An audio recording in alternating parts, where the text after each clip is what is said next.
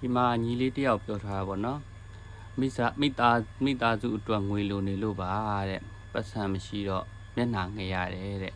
ပတ်စံမရှိတာမျက်နှာငယ်စရာမဟုတ်ပါဘူးကျွန်တော်တို့အလုပ်မရှိတာကမျက်နှာငယ်စရာပါအဲ့တော့အရင်ဦးဆုံးကျွန်တော်အကြံပေးချင်တာက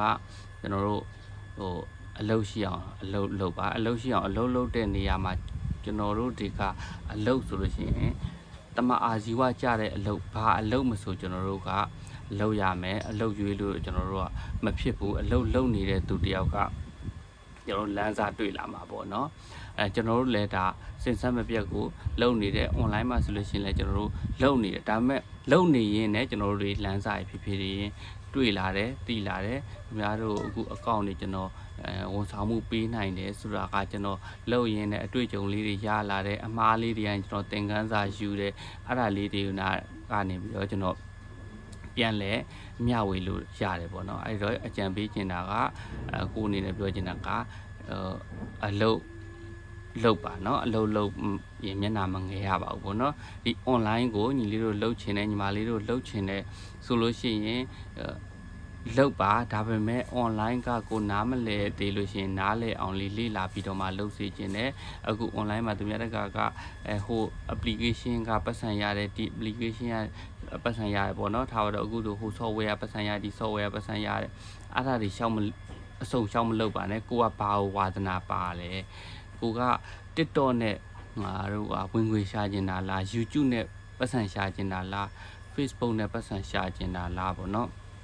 ကိုတို့ကဒါနဲ့ပတ်စံရှာကျင်တာဟုတ်ပြီ TikTok ရော Facebook ရော YouTube ရောသုံးခုလုံးရှာကျင်သုံးခုလုံးတော့သူ့ရဲ့သဘောတရားလေးတွေကိုနားလည်အောင်တော့ဟိုလောက်ထားသိထားတဲ့တယ်ပေါ့နော်မသိထားလို့ရှိရင်လည်းဒါအကိစ္စမရှိပါဘူးလေ့လာလို့ရတယ်ပေါ့နော်အကိုဆိုလို့ရှိရင်လည်းဒါဟိုလေ့လာတယ်ပြန်ပြီးတော့ဒီတလောက်ကိုပြန်လဲမျှဝေတာဒါပေမဲ့လူဆိုတာကအလုံးစုံကြီးလူတိုင်းကမသိဘူးပေါ့နော်ဘယ်လောက်ပဲဖြစ်ဖြစ်ထားပါတော့ဆရာတယောက်ဆိုလို့ရှိရင်လည်းဒီကျောင်းမှာစာသင်တယ်ဆိုလို့ရှိရင်မြန်မာစာသင်တဲ့ဆရာတယောက်ကသင်ချတွေပါတယ်ကိုတယောက်တည်းနဲ့သူသင်ညီမသင်မယ်နော်သူမြန်မာစာဆိုမြန်မာစာကိုသူသင်မယ်သင်ချသင်တဲ့သူကလည်းသင်ချသင်မယ်အဲ့ဒီသဘောတရားပဲကိုတို့တွေကိုသိကျင်တက်ကျင်တာကိုတော့လေ့လာပါတဖြည်းဖြည်းနဲ့လမ်းစာတွေ့သွားလိမ့်မယ်အကိုဆိုအခုငွေဆောင်မှနေတယ်အကိုဘာတွေအကိုလှုပ်လို့ရတယ်အကုန်လှုပ်တယ်ဘာတွေလှုပ်လဲဥမာထားပြီးတော့ line ပေါ်ကနေပြီးတော့အခန်းလေးလိုချင်တဲ့ငွေဆောင်မှပေါ့နော်2ယောက်ခန်းလိုချင်တယ်โอเค2ယောက်ခန်းကတော့ဘယ်လောက်ခန်းလေးတွေရှိတယ်ကိုတဲခိုခန်းဒီဟိုတယ်တွေကိုတွားပြီးတော့မေးလိုက်တယ်မေးပြီး2ယောက်ခန်းတော့ဘယ်လောက်ရှိတယ်တညဘယ်လောက်ရှိတယ်အဲကွန်ပါရင်တစ်စီးအဲကွန်မပါရင်တစ်စီးအဲ့ဒါလေးတွေကိုဧည့်သည်ကိုပြန်ပြောတယ်ဧည့်သည်ကနေပြီးတော့အဲဥစ္စာလေးတွေကို okay ယူမယ်ဆိုအဲပိုကင်လေးတင်ပေးလိုက်တယ်အဲ့ဒါကိုဒီအခန်းတွေဘက်ကနေပြီးတော့အကိုကိုဒီ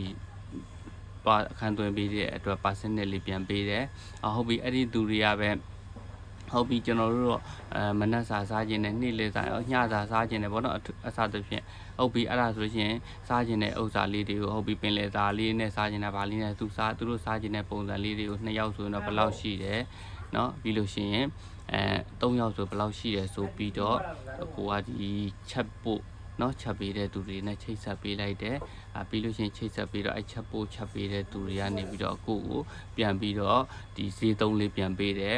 အဲ့လိုပေါ့နော်အခုအနည်းဆုံးတော့ကိုဆိုင်ကယ်စီပို့ရတယ်ဖုံးပေးဖို့ရတယ်ပေါ့နော်အဲ့တော့အခုအကြံပေးချင်တာအလုပ်ဆိုတာပါအလုပ်ပဲဖြစ်ဖြစ်လုပ်ပါပေါ့နော်သူ့ဘာသူလမ်းစာကတွေ့လာလိမ့်မယ်လိုင်းပေါ်ကနေပြီးတော့သူများကဟိုဟာကပတ်စံရတယ်ဒီကပတ်စံရတယ်ဆိုလို့ရှိရင်ပတ်စံရတာ